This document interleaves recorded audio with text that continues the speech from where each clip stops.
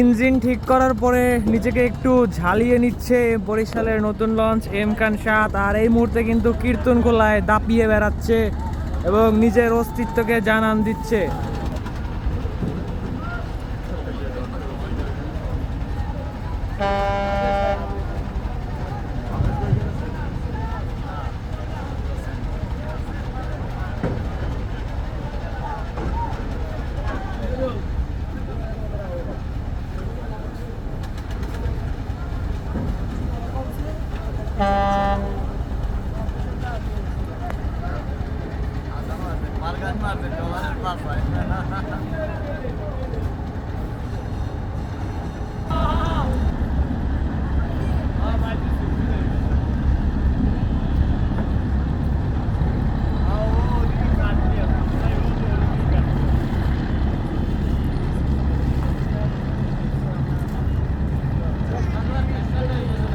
কীর্তনখোলার এই বাঁক অতিক্রম করে কিন্তু এখনো সামনের দিকে চালিয়ে যাচ্ছে এম খান 7।